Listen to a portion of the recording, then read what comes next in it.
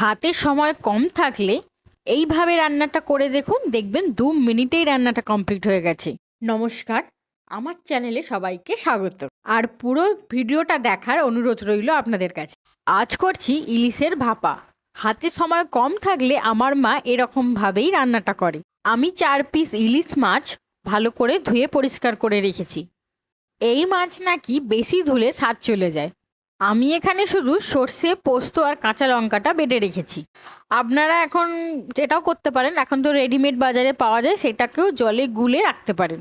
এবার একটা টিফিন বক্সে 4টে ওই মাছের টুকরো আর হচ্ছে যে বাটাটা বেটে রাখলাম সেইটা দিয়ে একটু হলুদ, তাতে স্বাদ মতো নুন আর বেশি করে সর্ষের তেল দিয়ে ভালো করে মাখিয়ে টিফিন বক্সটা বন্ধ করে রাখুন।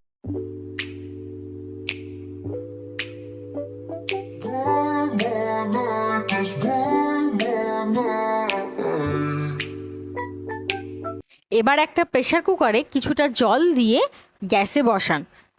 এমন পরিমাণে জল দেবেন যাতে টিফিন বক্সটা যখন ডোবাবো ওর ভেতরে দেবো তখন যেন হাফ থাকে টিফিন বক্সে, মানে টিফিন বক্সটা দিলে যেন হাফ ওর ভেতর ডুবে থাকে।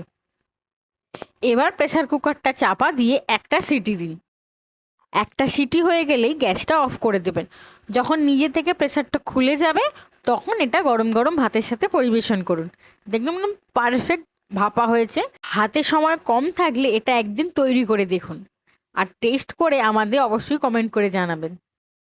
আমার ভিডিওগুলো ভালো লাগলে ইউটিউব থেকে দেখলে লাইক, শেয়ার অ্যান্ড সাবস্ক্রাইব করে দেবেন, আর যদি ফেসবুক থেকে দেখো তাহলে একটা আমাকে ফলো করে দেবে।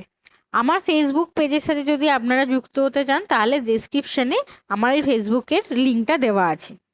আর আমার এই ভিডিওগুলো কেমন লাগছে অবশ্যই আমাকে কমেন্ট করে জানাবেন। ভালো থাকবেন, সুস্থ থাকবেন।